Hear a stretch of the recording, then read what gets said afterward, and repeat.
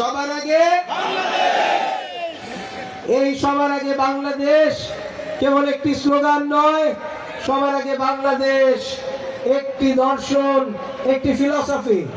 সবার আগে বাংলাদেশের মানে হচ্ছে বাংলাদেশের মানুষের স্বার্থ এবং বাংলাদেশের স্বার্থ এক এবং অভিন্ন।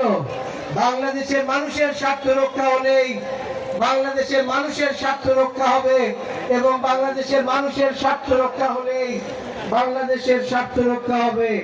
কাজেই আগামীতে আমাদের যে নির্বাচন, সেই নির্বাচনে আমরা যদি বাংলাদেশের স্বাধীনতা এবং সার্বভৌমত্বকে নিশ্চিত করতে চাই, আমরা যদি বিচার বিভাগের স্বাধীনতাকে নিশ্চিত করতে চাই, আমরা যদি চাই একটা জবাবদিহিতামূলক সরকার বাংলাদেশে প্রতিষ্ঠিত হোক, আমরা যদি চাই আগামীতে বাংলাদেশে কোনো মিথ্যা মামলায় কেউ জর্জরিত না হোক, আমরা যদি চাই যে আগামীতে আমাদের ছেলেমেয়েরা বৈষম্যের শিকার না হোক, আমরা যদি চাই যে আগামীতে আমাদের ব্যবসায়ী কোন রকম সমস্যা ছাড়া, কোন রকম চাঁদাবাজি ছাড়া ব্যবসা করুক, আমরা যদি চাই নিশ্চিত করতে যে বাংলাদেশের মেয়েরা আজকে যেভাবে দেশ গঠনে অংশগ্রহণ করছে, বাংলাদেশের মেয়েরা একইভাবে বাংলাদেশ গঠনে সামনের দিনেও অংশগ্রহণ করবে, আমরা যদি এসব নিশ্চিত করতে চাই,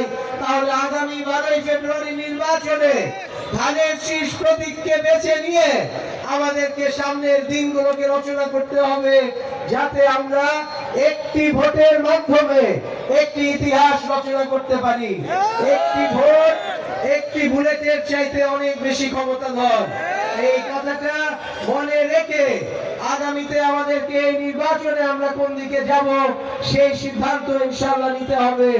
আমাদের জন্য অত্যন্ত গুরুত্বপূর্ণ হচ্ছে সবার আগে বাংলাদেশ। আমাদের নেতা তারেক রহমান বিভিন্ন রকম কর্মসূচি দিয়েছিলেন, সেগুলো সম্পর্কে আপনারা জানেন। তিনি ফ্যামিলি কার্ডের কথা বলেছেন, তিনি কৃষি কার্ডের কথা বলেছেন, তিনি সবার জন্য স্বাস্থ্যের কথা বলেছেন, যেখানে বলেছেন বাংলাদেশের বিনা চিকিৎসায় মৃত্যু নয়, অর্থাৎ আমরা বাংলাদেশে সবার জন্য চিকিৎসা নিশ্চিত করব ইনশাআল্লাহ। আমাদের নেতা তারেক রহমান বলেছেন বেকারত্ব দূর করার জন্য কারিগরি প্রশিক্ষণ, কম্পিউটার প্রশিক্ষণ, ভাষার শিক্ষার মাধ্যমে বেকারত্ব দূর করা হবে ইনশাআল্লাহ। তিনি ঠাকুরগাঁয়ে এসেছিলেন, ঠাকুরগাঁয়ে এসে আমাদের পঞ্চগড়ের জন্য